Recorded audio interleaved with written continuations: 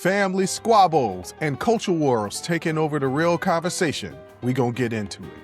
Let's get it!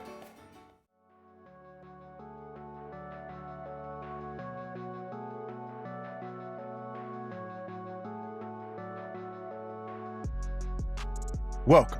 First of all, welcome. This is Unsolicited Perspectives. I am your host, Bruce Anthony, here to lead the conversation in important events and topics that are shaping today's society. Join the conversation and follow us wherever you get your audio podcasts. Subscribe to our YouTube channel for our video podcasts, YouTube exclusive content, and our YouTube membership. Rate, review, like, comment, share. Share with your friends, share with your family, hell, even share with your enemies. On today's episode, I'm going to be talking about family. Then I'm going to be talking about the Karmelo Anthony situation. Then my sister is going to be joining the show to talk about an interesting family situation, not dealing with ours. But that's enough of the intro.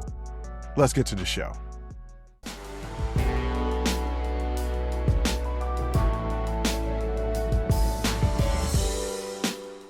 You know, I've talked on this show, and my sister have talked on this show about legacy. And everybody has this idea, not everybody, let me rephrase that. Not everybody, but a lot of people like to think they can frame their legacy after their demise, after their homegoing. A lot of people are like, well, my kids are my legacy. Okay. The things I've done are my legacy, or you can try to name monuments after yourself. But the truth is, you don't get to determine your legacy. And the people coming after you determine what your legacy was. True or false, no matter what you might think it is, the people after you pass get to determine what your legacy is. What am I talking about? DMX finally got a street in Yonkers named after him. It's a really, truly great thing. If anybody knows anything about DMX, legendary rapper, legendary entertainer, legendary, not movie star, but he was definitely in movies and starred in movies. Exit Wounds is a prime example. He was starring alongside Jet Li, along with other movies. Charismatic individual. When he passed, it was a sad day. Flawed individual, of course, charismatic. Well, he had kind of a blended family. He had at least two baby mamas at least, right? So he had an ex-wife and he had his fiancée when he died. He also had a child with her. Now, they're dedicating this street to DMX, Earl Simmons. And his family was there. His blended family was there. Now, I said at the top, family. Now, we're going to be dealing with it in the third segment as well. Not the second segment. Well, the second segment, yeah, the whole show deals with family. But this first segment is specifically about DMX's family and this idea of legacy. So for all those people out there, men and women, who believe that their children are their legacy, let me tell you how much control you have over it. So what should have been a celebration of one of hip-hop's most beloved figures became a public dispute between DMX's oldest children, his ex-wife, and a woman who he shared his final years with. And there is this uncomfortable question that we have to ask ourselves. Who really owns someone's legacy after they're gone? It's a tough conversation to have. I often have a conversation with my parents, talking about my grandparents. They were their parents. They were my grandparents. Different relationship, right? They will tell me stories, and I'm like, oh, man. Grandmas and granddads weren't as great of people as I thought they were, but everybody is flawed, right? Everybody's flawed. I'm flawed.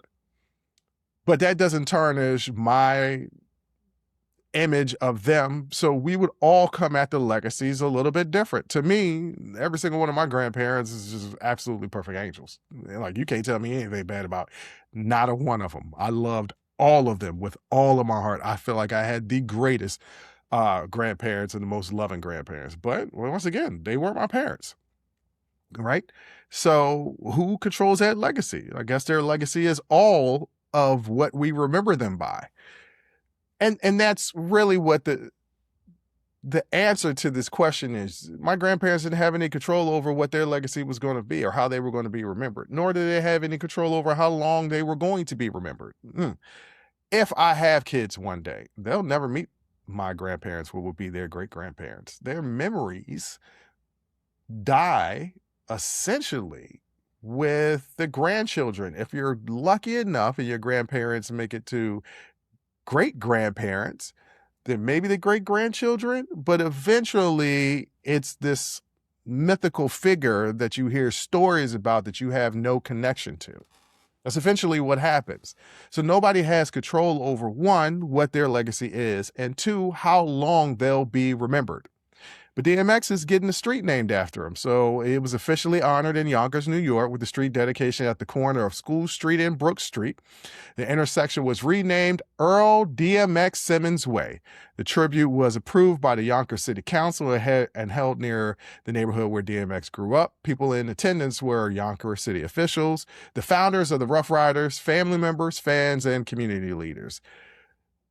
However, the ceremony was supposed to be a celebration of one of the most influential rappers ever to come out of New York. Instead, it became something else. Near the end of the ceremony, DMX's eldest son, Xavier Simmons, grabbed the microphone and stopped the program.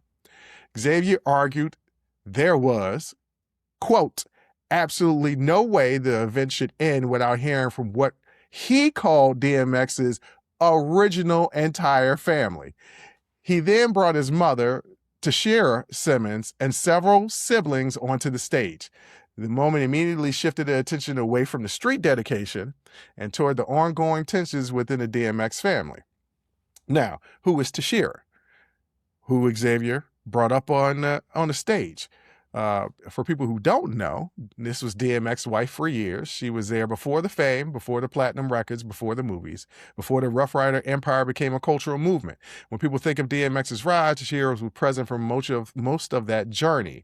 So when Xavier and Tashera felt overlooked during the ceremony celebration of DMX's life, they clearly saw it as more than a scheduling issue. They saw it as an attempt to erase their place in history. Now here becomes the problem with a blended family. Right? And I know a lot of people that have blended families. And what do I mean by blended families? You have a mother and a father, they have children. The mother and father don't work out, they split. The mother and father go on to new relationships and have more children, right? Or maybe it's just one of the parents goes on to have more children, get married and have more children with somebody else. That man or woman, that mother or father, feels like that's all of their family, but there is immediate family. Those siblings may or may not get along. They're half siblings. Sometimes they're step siblings. Sometimes they're a combination of both. It can become a very complicated issue, especially if the divorce was contentious. I don't know if the divorce between DMX and his first wife was contentious. I don't know. But there could be some resentment held by what Xavier called his original family, which is crazy, by the way, his original family, after they got a rise, right? After DMX rose to fame and got money. Like they was there from the bottom, and then, DMX rose to the top and got rich. Who is Desiree Lindstrom? So the tension centered around Desiree, the mother of DMX's youngest child and the woman who shared the later years of his life. Xavier publicly accused her of sidelining DMX's children and Tashera during the ceremony. According to reports, he directly criticized her from the stage. The microphone had to eventually be cut off. The mayor proceeded with their official unveiling, and Desiree reportedly left before participating in the sign reveal. At that point, the celebration had become about a family dispute playing out in front of cameras and fans. And so it's crazy because they're all family. They're family. They're a blended family, and at least the siblings are related by blood through Earl Simmons, a.k.a. DMX. And this is supposed to be honoring him. My personal opinion is you should move past whatever petty grievances you have to celebrate the person that you all loved. However, I'm not directly affected by this, so I can take emotion out of it. Some people can't take emotion out of it, and I get that. You got to always take emotion out of everything. You feel the way you feel, and you have a right to feel the way you feel. It's your reactions, your response to those feelings that dictates who you are as a person. And look, I don't know the ins and outs of what's going on in this family, but it must clearly remain important that you're honoring your father, your ex-husband, the fiancé, those children from the fiancé honoring their father. But this is where the story gets interesting, because this isn't really about the street sign. It's about legacy. When somebody becomes larger than life, who gets to tell their story? The first wife, the children, the fiancé, the estate, the fans, the city honoring them. Everybody believes they have a claim, and everybody usually has a piece of the truth. But we've seen this countless times after major celebrities die. Families fight, friends fall out, business partners disagree. People begin arguing over money, recognition, credit, ownership of narrative. Because once a person is gone, they can no longer speak for themselves. Everybody starts speaking on their behalf. And that's when things get really messy. But here's the part people often miss. There are two things can be true at the same time, which is a theme in this show. Tashera can be the foundational part of DMX's story, and Desiree can also be an important part of DMX's story. One doesn't erase the other. One relationship happened during one chapter, the other happened during another chapter. Trying to pretend either chapter didn't exist is just trying to rewrite history. People love talking about legacy as if it's something simple. You work hard, become successful, and people remember you. But that's not really how it works. Legacy isn't just what you accomplish, it's the people you leave behind. It's the relationships you built. It's the wounds you never healed. It's the conversations that never got finished. And here's the uncomfortable part people don't like to talk about. When somebody dies, the fight isn't usually over money first, it's over significance. Everybody wants to know where they fit in the story. Everyone wants acknowledgement that their contribution mattered. Everybody wants confirmation that they weren't just a footnote in someone else's life. That's what made this moment really sad.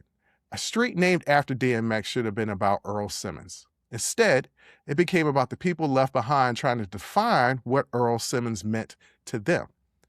And maybe that's the final lesson. No matter how famous you become, your legacy doesn't belong to you forever.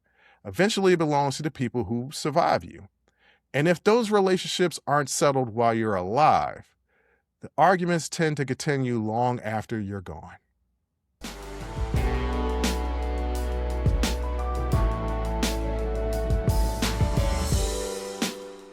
You know, I debated whether or not, personally in private, and you guys heard it or saw it if you've been keeping up with the show. I did it on the show as well, whether I was going to talk about this subject or not. Because like most things that is injected with culture wars, it becomes a hot topic. And I feel like when people get emotional, they can't be reasoned with. And not to say that I'm excluded from that. So I wanted to take a step back if I was going to talk about this and give it a little time to let the air breathe before I attempted to give my thoughts on everything that happened. And here's the overall thesis of this entire segment. Two things can be true at the same time. Now, some people are going to be pissed off at, well, I'm going to be real honest. There's not a lot of people that's going to like this segment because it's very nuanced. People like you to be on one side and defend it with piss and vigor to the bitter end.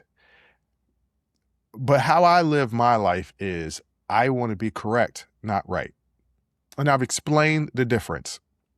Some people still don't get it. I don't want to win an argument. That's never my purpose. If my purpose is just to win an argument, then I'm not opening myself up to learning. And if you're not opening yourself up to learning, there's no possible way that you can open yourself up to understanding. And I want to understand things. That is the main thing that drives me in life. And I wasn't able to identify it until I got into my 40s. I just want to understand. I've gotten into a lot of arguments with my father growing up, questioning, asking why. I just want to understand. And so it's not about me being right. It's about me being correct. And by me sacrificing the overwhelming need to be right, I can gain some understanding and hopefully on the back end be correct. Now, what I have to say, is this correct? I think it is. Because I've really sat and thought about this. I've talked to people. I've heard their point of views from all sides and really, really sat with myself to come up with some form of understanding of the situation. But there's two separate situations. What do I mean by that?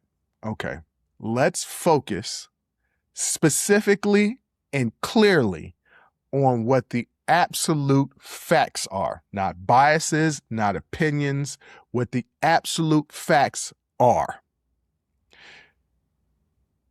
Before anybody could talk about race, there were a bunch of different witnesses for both the prosecution and defense of this case. They actually went on record. Now, could those witnesses have biases? Of course. And the main point of all of this is that we're getting the information secondhand. But you want to have some belief in the criminal justice system. I'll get into more in-depth analysis on that in a second. But here's what's clear, because there's been some discrepancies. Did Karmelo Anthony know anybody in the tent? Yes, he did. He knew Eddie Perra, who was a Memorial student, and they knew each other. They had hung out. Perra says that they weren't really friends, and okay, maybe they weren't. But they had hung out 3 times within the last 3 weeks before he went to the tent to go visit him. There's been witnesses that said Eddie called Karmelo over to say, hey man, what's up? There's some witnesses that said Karmelo just came in. We do know Karmelo was definitely in the tent. We do know that he definitely stabbed Metcalf. He never denied that. What is in dispute, and once again, this is opinion, and for this part of the segment, we are focusing on facts, was the altercation. Okay, but we're not going to get into that. We're going to get into the fact of, people saying, well, he was 17 years old. Why was he tried as an adult? And in the state of Texas, they try you as an adult at 17. It's like not up for discussion. They didn't even go to the juvenile court. You are automatically charged as an adult in Texas. It's one of the few states that still do something like that. You can't fight in a war. You can't buy cigarettes, but they could charge you as an adult. And sure enough, that would make sense because that's Texas, right? Texas is always doing their own thing. But to be clear, Karmelo did know a person in the tent that he was visiting. Another fact of the case, people love to ask, why was he in the tent? It wasn't his school. Well, his school, his team didn't have a tent, and it was raining. So he went to that tent. It wasn't as if he had a tent and he was just going around to all the other people's tents. His school didn't have a tent. So that's another fact of the case. And witnesses, whether this is fact or opinion or not, I don't know, but witnesses have said that during this meet, there was different people from different schools going in all different types of tents. Okay. So, but let's focus on the fact that he was visiting a friend.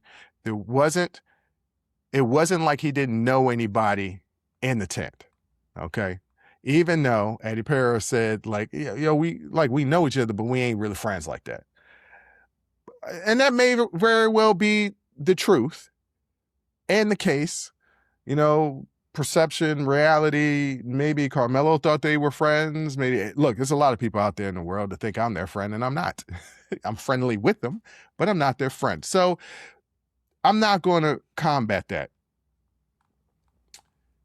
The defense brought up reasonable doubt in the case. And the reasonable doubt is that Karmelo felt surrounded, he felt threatened, and he attacked. I wasn't there. I don't know if that's how he felt. But that's the defense's argument. There are several witness testimonies that say that Metcalf touched him, that Metcalf grabbed him. What we do know for sure is that there was definitely a physical altercation. Karmelo just didn't go into his bag with a knife for no reason and stab Metcalf. We also know that it wasn't premeditated. We know that he did not set out that day to go kill somebody. We know that. So these are just the facts of the case. Karmelo never denied that he stabbed him, said, it's not alleged I did it. These are some other facts of the case. The jury deliberated for about 3 hours, and they rejected both the self-defense and the lesser manslaughter charge and returned a unanimous guilty verdict. Now, the verdict carried 99 years. And like I said, the jury rejected the defense sudden passion argument, which would have capped it at a lowering of the sentencing. So they landed at 35 years with the possibility of parole roughly after 17 years. The prosecutor has gotten criticism from both sides. Some saying that the sentence was too long, some saying that it wasn't long enough. The jury came out with a 35 years with the choice of up to 99 years. Okay, those are the facts of the case. That's what happened. A young man visiting an acquaintance in a tent. The people of that school was like, you ain't supposed to be here, ride out. He was like, I'm not riding out nowhere. I'm chilling. I'm hanging out. They're like, you need to get out of here. This is like, make me. Whether they made him or not, he felt threatened and decided to grab the knife and stab somebody. Metcalf, the young man Metcalf, and it ended up in Metcalf losing his life. It is a situation that's two young men. I've been a young man with bravado,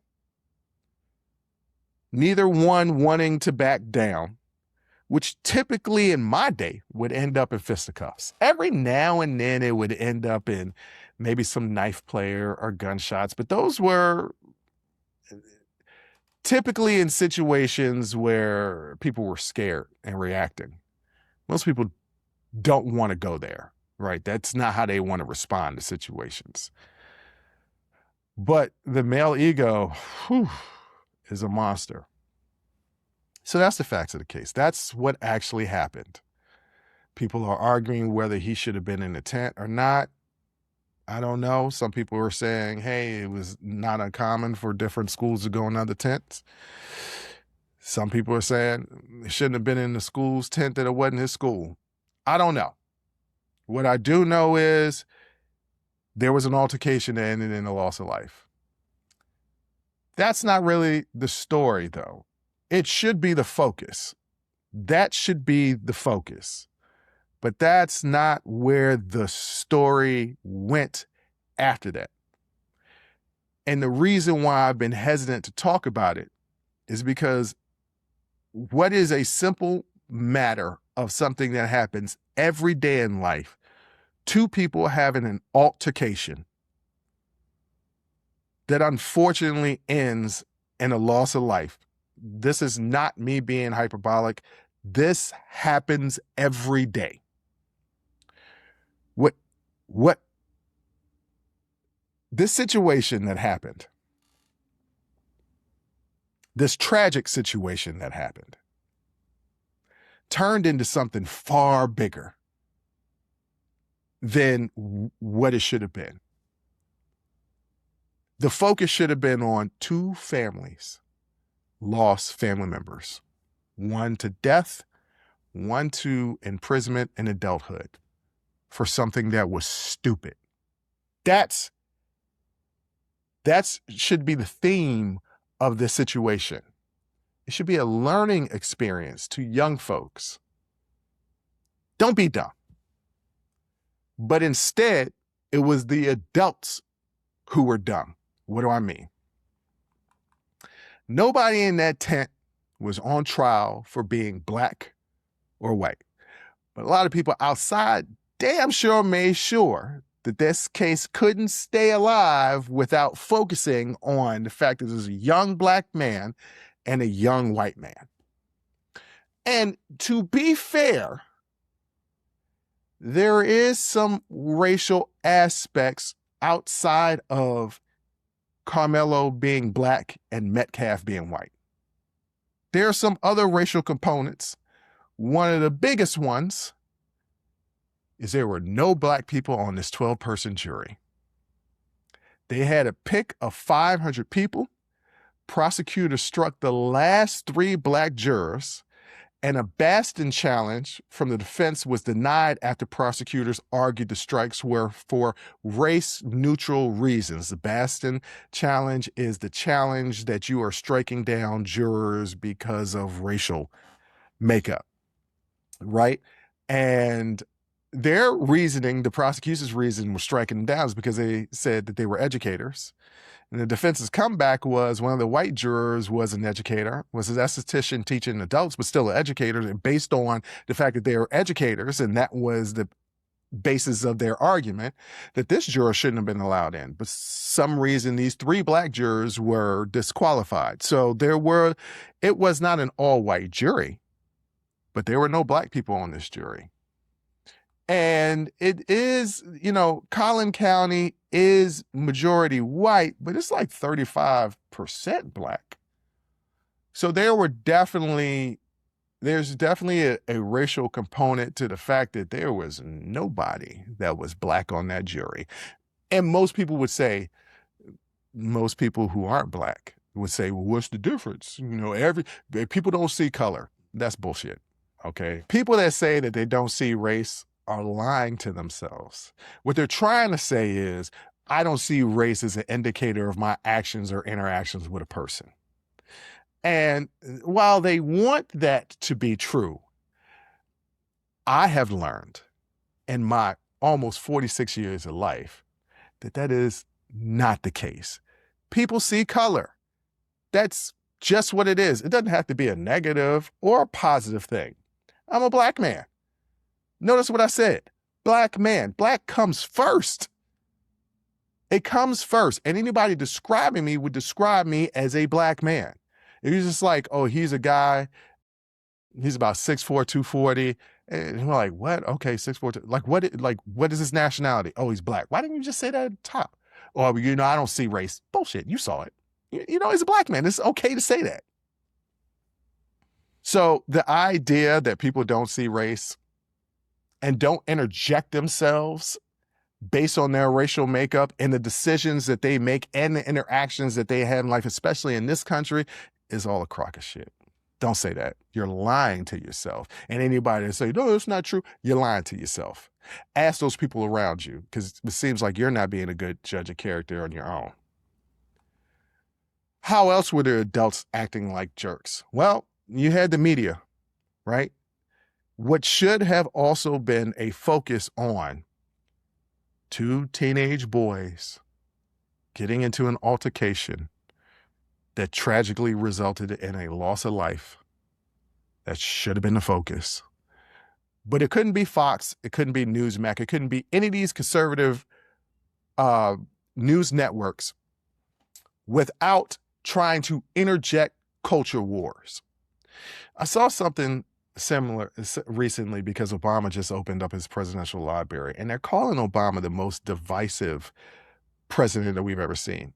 And in one way, they are absolutely right. He is the most divisive president that we've ever seen. Why? Because he's black.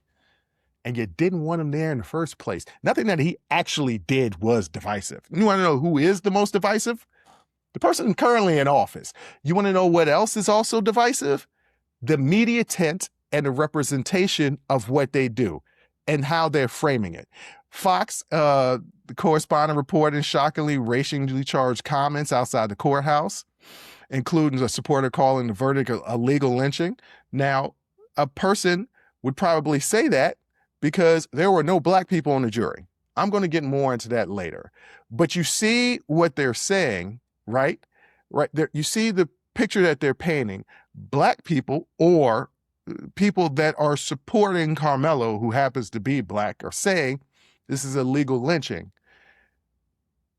Further inciting people because a young white man was killed, and at the same time show a side-by-side of Jeff Metcalf's statement saying that this was never about race or politics. It wasn't. The media and the outside people made this about race or politics. I agree with Jeff Metcalf about this. It wasn't. Then you had Jasmine Crockett, who was called a race-baiting thug by a Republican representative because she said that she believed Karmelo Anthony's self-defense claim. I always thought it was innocent until proven guilty. So if a young person, a woman, elderly person, disabled person, anybody says they acted in self-defense, you give them the benefit of a doubt until it's proven wrong. There's nothing that's race baiting about that, except for the fact that somebody is defending a black person. Let's also examine how race played a part in this. Let's continue on with this conversation because it wasn't just a jury. It wasn't just the media. It's the historical pattern that this taps into, right? What do I mean by this? Okay. A study found black male offenders receive sentences averaging 19.1% longer than white male offenders for the same crime. And separate research found black and Latino youth are more likely to have prosecutors request they be tried as adults with no factor other than race, including offensive severity, explaining the gap, right? What does that mean? It means black and brown kids are disproportionately charged and sentenced harder than their white counterparts. This is historical and present data. This is clear. So when people see the 35-year sentence, they're going to look to that. They're going to look to that and say, here's another example of a young black man being found guilty and sentenced, and the sentencing is too harsh. You had the same thing happen when the 1994 crime bill came.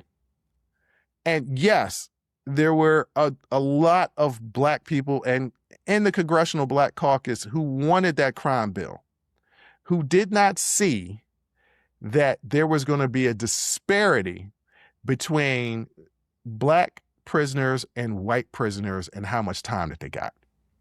An Equal Justice Initiative-backed analyst of media coverage across 10 criminal cases found mugshots were used 45% of the cases involving black defendants versus just 8% for white defendants. And white crime victims were nearly 4 times more likely than black victims to be shown in photos with friends and family. A University of Maryland sociology study on celebrity domestic violence coverage found black men were framed as criminals roughly 3 times more often than white males in equivalent stories. And articles were 2.5 times more likely to offer an excuse, whether it be anger, addiction, for white offenders as opposed to black defenders. And then let's talk about TV and film, right? The black man as a threat or villain archetype has a long documented history going all the way back to A Birth of a Nation, where the literal plot was built around the fear of black men as predators. Though decades of crime drama, casting patterns with black characters disproportionately appearing as suspects, gang members, or muscle rather than victims, professionals, or leads. Academic research on local TV crime coverage has specifically studied how repeated images of black suspects in police custody reinforce existing stereotypes and promote racial fears in a community. Whether or not that's the producer's intent, it does happen. So let's examine that. There is a really funny and true SNL skit with a news group, 2 black newscasters, 2 white newscasters, and they're reading crime reports. And each race is excited when it's not their race that's being represented. Black people do that collectively all the time. We look at ourselves as one big group because we're presented in this country as one big group. When one person does something, other people look at that particular group and judge the entire group. It happens. It happens in almost every group, but black people historically have been looked at that way. When I say all of this stuff, when I'm presenting all of this stuff, I'm not minimizing the life that was lost for Metcalf. I'm not. I'm just explaining to you why you may have a lot of black people defending Karmelo and upset about the sentencing. That's all I'm saying. But let me bring this back to, once again, the facts. If we strip away the cable hits and the GOP versus Crockett and the GoFundMes and the vitriol that we see on social media, it goes back to just one picture. 2 kids, 1 dead, 1 in prison for the rest of their adult lives, over something that happened under a minute. This shouldn't be a culture war. This should be, what can we do to help these kids? That should be the story. But outside influencers, adults, with hidden agendas, make it a culture war thing. And like I said, it's not like there isn't some real evidence that this did deserve to be examined as a racial thing, because I could go back to the juror, I could go back to the media coverage, I can go back to representatives not knowing what happened, commenting on the case, openly saying, I haven't been following the case, but openly saying that on Fox News. But this is clear. 2 families were destroyed, that it can't be undone. Metcalf lost his life. That can't be undone. Karmelo is in jail for at least 17 years. The young man is only 19 years old right now. He was 17 years old when it happened. 17 years at least before he can reach parole. That's where this lies. All this other stuff, where was he bullied? What happened in that tent? We don't know. All we have is witness testimony, and we're getting it secondhand. And we don't know if the witnesses have biases for the defense or prosecution. We don't know. The story isn't about him, Karmelo, being black and Metcalf being white. Not truly. The story is about 2 young men who lost their lives in an instant over something that didn't need to be. That's really what it's about. But it's also about something else. You know, The older I get, the more I realize that sometimes the hardest thing to do is to hold two truths in your head at the same time. On the one hand, there are legitimate questions here. The all-white jury, the Batson challenge, the long documented history of Black defendants being treated differently by the criminal justice system. Those conversations aren't made up. They aren't conspiracy theories. They are backed by decades of data, court cases, and lived experiences.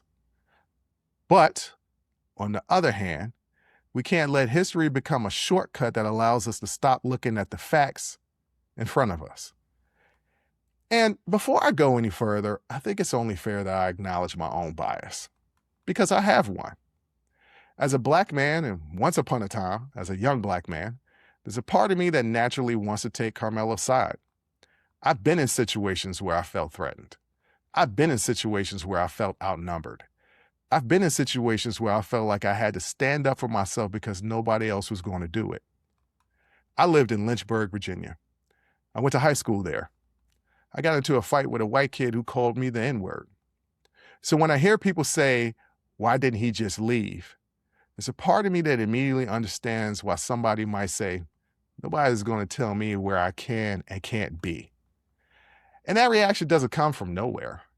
From Black Americans, there's a long history in this country of being told exactly where we could go, where we couldn't go, where we could sit, where we couldn't sit, what schools we can attend, what neighborhoods we can live in, and what doors we were allowed to walk through. Those days are gone, but the memory of them isn't. That experience gets passed down. And unless you've lived with that history, unless you've experienced that constant dehumanization that Black people have faced in this country, it can be difficult to understand why some of us instinctively react the way we do. But if I'm going to ask everybody else to examine their biases, I have to examine mine too. Because the truth is, my personal experience doesn't change the facts. My empathy for Karmelo doesn't change the facts. My understanding of why he may have felt threatened doesn't change the facts. And that's where this gets real difficult. Because I look at that jury selection and I immediately think, I've seen this movie before. I've read too many history books. I've seen too many photographs. I've heard too many stories that ended with these words: found guilty by an all-white jury. Now, to be fair, this jury wasn't all white, but it was 100% absent of Black people. And when I see that, I ask myself a question. How is that a jury of your peers? Now, whether that affected the outcome or not is a separate conversation. But when people see Black folks rushing to defend Karmelo, there's reasoning behind it. Right or wrong, there is a reason. You could try to understand that reason, or you can ignore it. But pretending it doesn't exist won't make it disappear. At the same time, another truth remains. This young man did not deserve to die. Nothing happened under that tent that should have resulted in a loss of life. That's what I mean when I say it's hard to hold two truths at the same time. Both things can be true. I can understand why some Black Americans immediately identify with Karmelo. And I can believe that a teenager lost his life unnecessarily. Both of those things can exist together. But here's the uncomfortable part people don't want to talk about. What I know for sure is that we actually don't know what happened. We weren't there. Every single one of us is learning about it secondhand. The witnesses were there. The people under that tent were there. We weren't. And that's important because somewhere along the way, America stopped talking about what happened under that tent and started talking about everything else. We started talking about politics. We started talking about race. We started talking about Democrats and Republicans. We started talking about culture wars. We started talking about what this case means instead of what this case is. And that's where things get dangerous. Because what happened between these two men probably had very little to do with race. But what happened afterward, the national conversation, the political arguments, the assumptions, the narrative, the sides people immediately picked, that was absolutely racial. That's a story I know all too well. It's a story woven throughout the history of this country. It's a story that exists in the present. And unfortunately, it's probably a story that's going to exist in the future. Because race in America is rarely just about the event itself. It's about the baggage we all bring to the event. Black people bring generations of experiences with discrimination, exclusion, and unequal treatment under the law. White people bring their own experiences, assumptions, fears, and beliefs. And before long, everybody is arguing about the history they carry instead of the facts sitting right in front of them. The tragedy is that a young man is dead. The tragedy is another young man will spend a large portion of his life behind bars. The tragedy is 2 families are living a nightmare that can never be undone. Everything else came later. And maybe the most honest thing any of us can do is admit that we're all bringing our own experiences, our own fears, our own politics, and our own biases into this conversation. I know I am. The difference is whether we're willing to acknowledge it. Because once we stop doing that, we no longer search for the truth. We just recruit facts to join our side. And that's how real people become symbols. That's how tragedies become political props. That's how complicated human beings get reduced to hashtags and talking points. And that's how we end up learning absolutely nothing from the things that should teach us the most.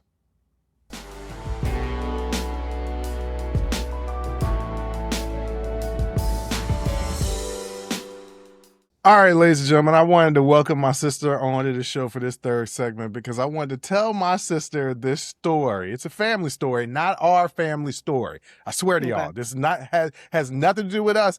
If it did, I wouldn't have to tell my sister because she would already know it. Right. This was something that somebody said to me, and I told them directly, this is going on the show because this is, I know what I think about this situation. Okay. I was curious to hear what you think, and I'm curious to hear what the audience thinks, because I could just be living in my own world and not being able to see everything. So Okay. the theme on this show already has been family, whether we talk about DMX's family, you know, causing a tiff at his naming of his street. So now we're going to get into another family story. So this is what I was told earlier today. Somebody I know doesn't have a good relationship with one of their parents. Okay. It has not been worked on. They have worked on the issues themselves in therapy.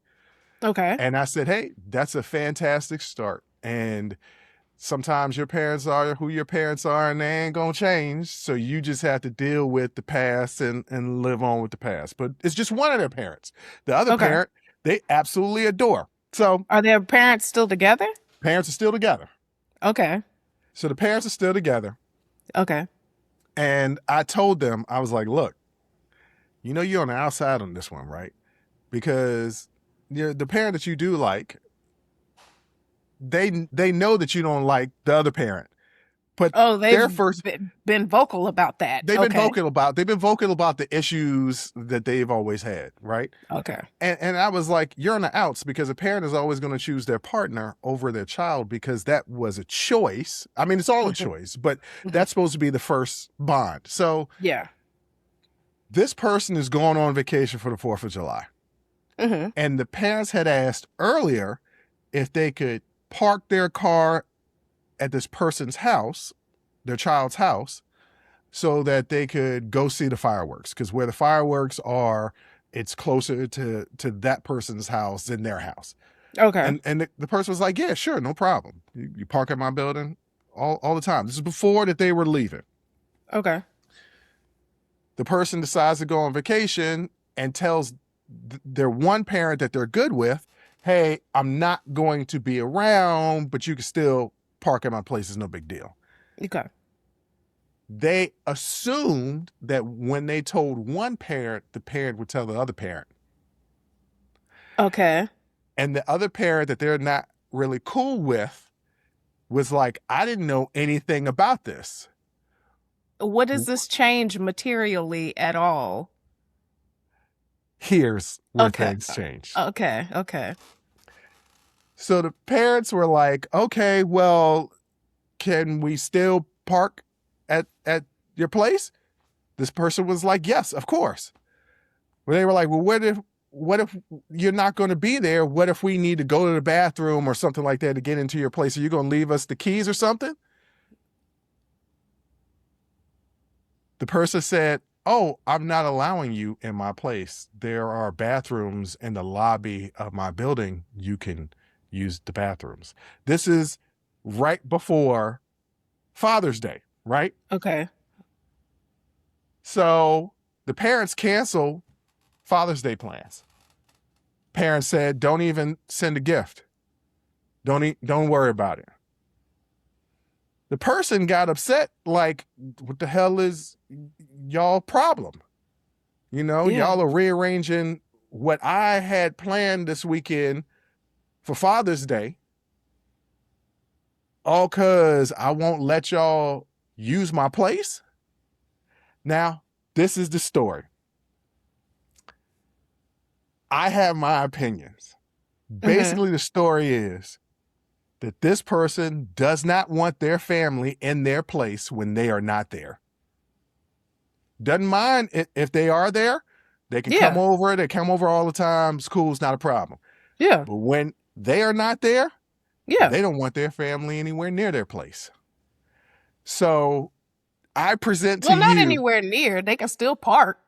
Which was your original thing in the first place? Okay, go ahead and ask you. I present to you. Go ahead. I present to you this, and I'm curious to hear your perspective because they asked me, like, what do you think? And I told them what I thought. And they were just like, I didn't expect that. And so I'm curious.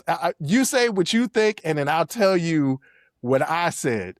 And, we'll go from there. No, the other person's well within their right. I don't want nobody in my place. I'm not there.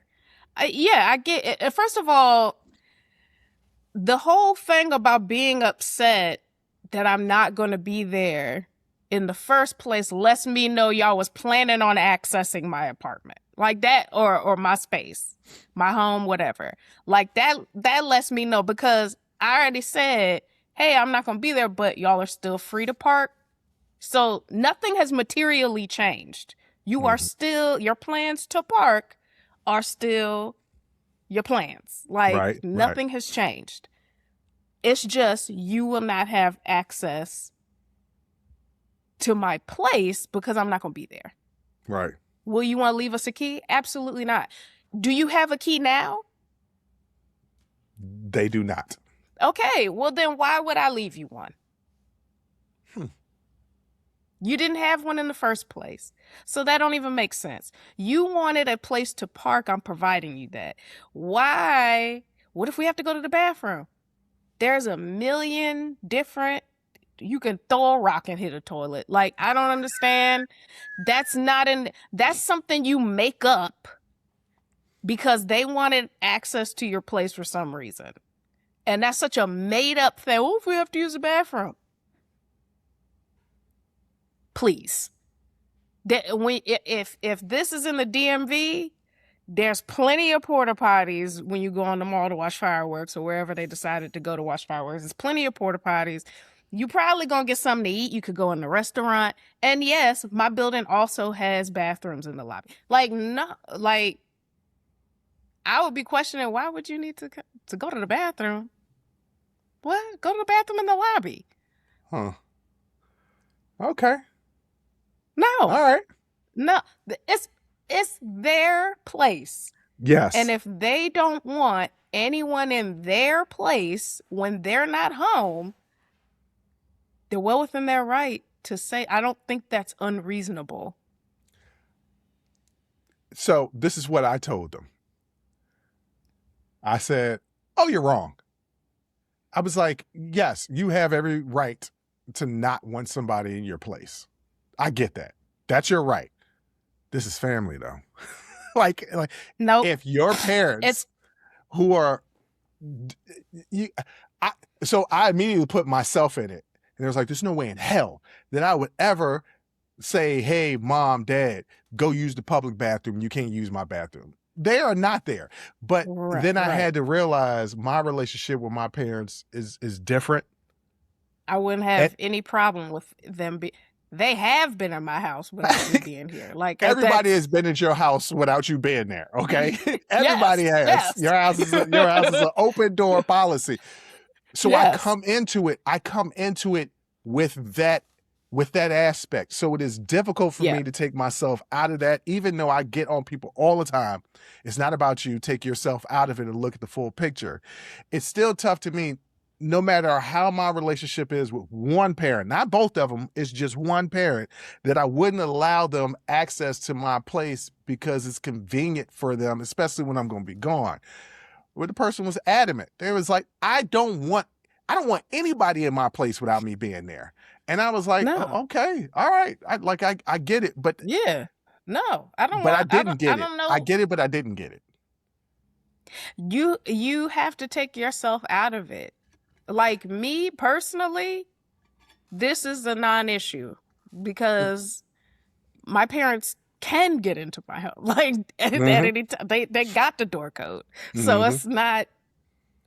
This is a non-issue, but this isn't. He or she wasn't asking me. Well, what I do, they're asking if you were me, Yeah. what would you do? And so if I'm them, I have a parent that I am not close to, and I'm not going to say one can go up and the other can't. I got to say now across the board, nobody can. And then also, if the way I feel about my home is that if I don't want people in my home if I'm not there, I think that's reasonable. I Yeah, don't think that's unreasonable at all. I think the what is that when you get to the point, the fault line or whatever? What is it that I'm thinking of? Like the starting point. God.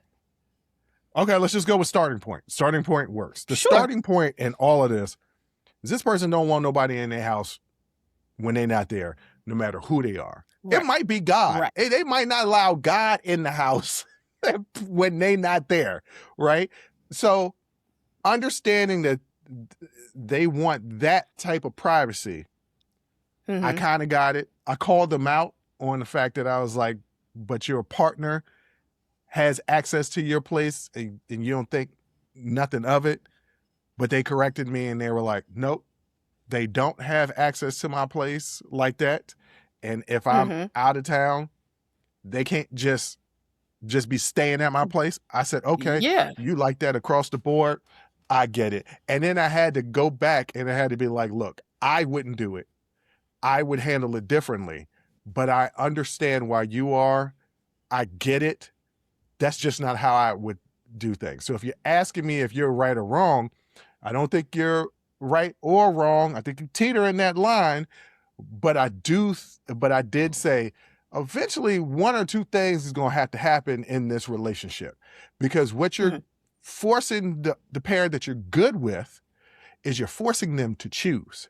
So if you don't get right with the one parent, you can lose them both. And they were like, well, I don't understand that. And I was like, because you're second in this dynamic, you're not the first choice.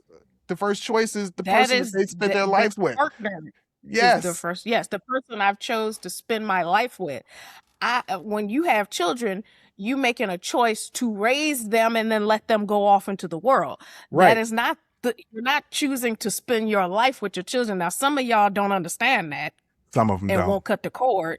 Got to cut the cord. And I'm looking at mothers with sons. Okay. Okay. Right. Not cutting the cord.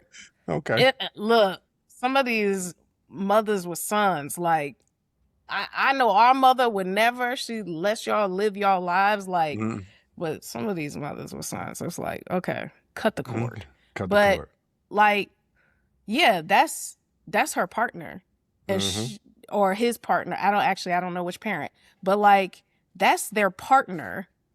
So they're not gonna go anywhere their partner's not welcome. Yeah. Even for their child.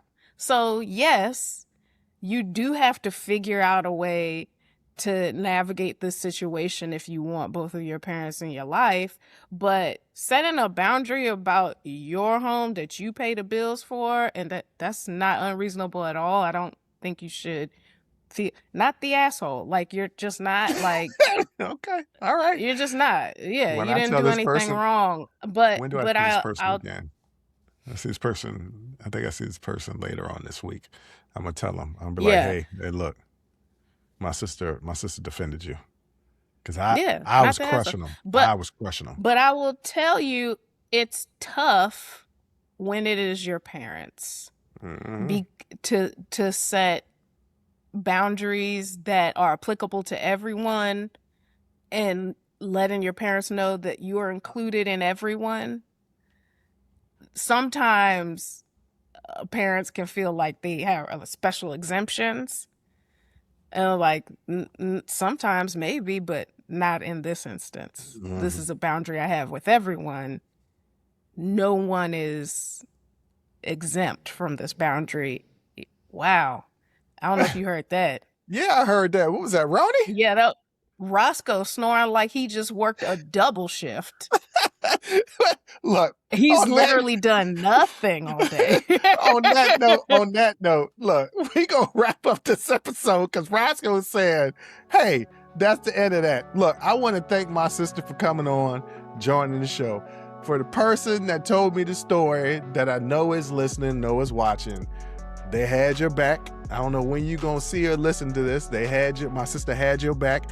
I crushed you and I semi-apologize. But on that note, Should definitely apologize. I semi-apologize. But on that note, ladies and gentlemen, I want to thank you for listening. I want to thank you for watching. And until next time, as always, I'll holla. Woo! That was a hell of a show. Thank you for rocking with us here on Unsolicited Perspectives with Bruce Anthony. Now, before you go, don't forget to follow, subscribe, like, comment, and share our podcast wherever you're listening or watching it to it. Pass it along to your friends. If you enjoy it, that means the people that you rock will enjoy it also. So share the wealth, share the knowledge, share the noise. And for all those people that say, well, I don't have a YouTube. If you have a Gmail account, you have a YouTube. Subscribe to our YouTube channel where you can actually watch our video podcast and YouTube exclusive content.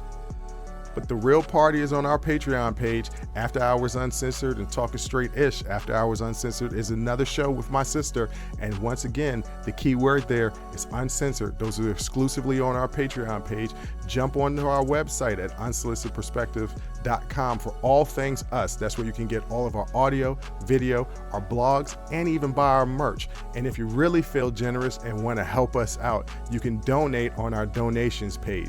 Donations go strictly to improving our software and hardware so we can keep giving you guys good content that you can clearly listen to and that you can clearly see. So any donation would be appreciative. Most importantly, I want to say thank you for listening and watching and supporting us. And I'll catch you next time. Audi 5000. Peace.